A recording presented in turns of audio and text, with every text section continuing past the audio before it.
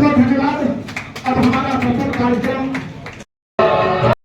दरभंगा जिला में जन स्वराज के सूत्रधार प्रशांत किशोर भले ही 2 अक्टूबर को अपनी पार्टी की घोषणा करने वाले हैं, लेकिन दरभंगा जिला में उससे पहले जन स्वराज बिहार के सभी जिले में जिला कमेटी बनाकर अपने गांव को चुनाव से पहले मजबूत करने का भी काम शुरू कर दिया है। इसी दौरान दरभंगा जिला का यह तस्वीर देख पा रहे हैं। बता दें कि बिहार प्रदेश से जन स्वराज के घोषणा कमेटी की 3 सदस्यीय टीम दरभंगा पहुँच गई। इसमें टीम प्रमुख पूर्व IPS अधिकारी RK मिश्रा भी शामिल थे। दरभंगा के एक निजी होटल में सबसे पहले जिला कमेटी की घोषणा की गई है और उसके बाद जहां अलग अलग लोगों को अलग अलग पद दिया गया, उनके नामों की घोषणा की गई है। इस मौके पर जन स्वराज से जुड़े लोगों को की अच्छी खासी भीड़ भी दिखाई दी।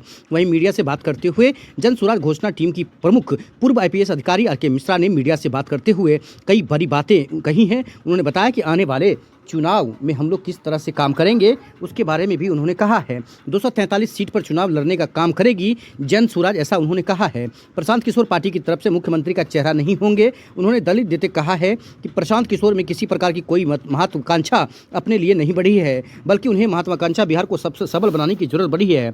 चुनाव परिणाम के बाद सबसे पहले जन स्वराज किसी दूसरे राजनीतिक दल के साथ कोई गठबंधन नहीं करेगा। जन स्वराज का गठबंधन बिहार में जनता के साथ होगा और सरकार बनाने के बाद जनता और बिहार के विकास के लिए काम होगा, ऐसा जन स्वराज के लोगों ने कहा है। अब आपको पूरा कवरेज दिखाते हैं, इंटरव्यू सुनाते हैं और जानते हैं कि आखिरकार इस पार्टी इस मीटिंग का क्या मतलब दरभंगा में निकल सकता है या पूरे बिहार में निकल सकता है। देख सकते हैं यहाँ पर।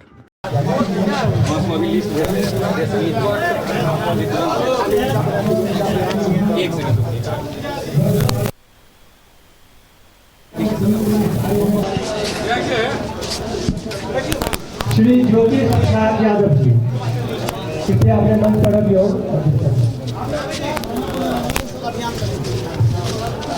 वो करते हैं। देखिए, जन स्वराज अभियान बिहार में इसीलिए आया कि हम लोगों ने जो सर्वे किया तो ये पता चला कि बिहार के लोग एक विकल्प की तलाश में है और बिहार में जो गरीबी है, जो बदहाली है, जो पलायन है, उसके लिए कारण ढूंढने के लिए अभियान चलाया गया। जब उस कारण का पता चला तो उसके आधार पे ये निर्णय लिया गया, एक मंच दिया जाएगा, जन स्वराज मंच, जहाँ सही लोग, सही सोच के लोग सामूहिक रूप से बैठ के एक निर्णय लेंगे, उस निर्णय के तहत काम होगा।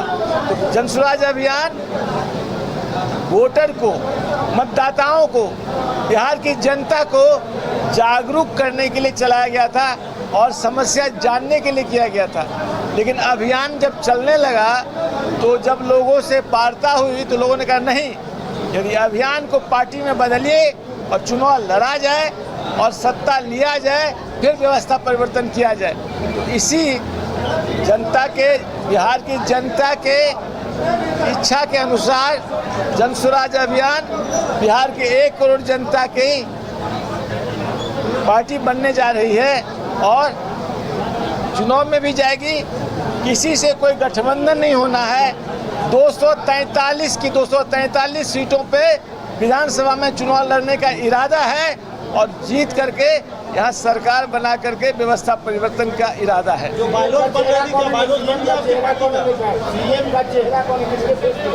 संविधान के तहत जब चुने हुए जनप्रतिनिधि, जब विधायक चुन के आएंगे, आपस में बैठेंगे और जो उसमें से जो सबसे काबिल व्यक्ति होगा, जिसको चुन देगी विधायकों की मंडली, वही मुख्यमंत्री होगा। प्रशांत किशोर जी ने इसको बार बार कहा है कि ना तो मैं पार्टी में कोई पद लूंगा, न सरकार में कोई पद लूंगा। ये तो बार बार कह चुके हैं, तो ये तो उन्होंने कई बार कहा है, तो इस प्रश्न का कोई मतलब नहीं होता है। प्रशांत किशोर ने दावा किया है कि 2000 प्रशांत किशोर जी अपने कई वीडियो में, कई मंच से कहा है कि उनकी महत्वाकांक्षा ये है कि बिहार में इतनी प्रगति हो कि आज बिहार के लोग बाहर जाके काम करते हैं। ऐसी प्रगति होनी चाहिए कि बिहार में दूसरे राज्य के लोग काम करें।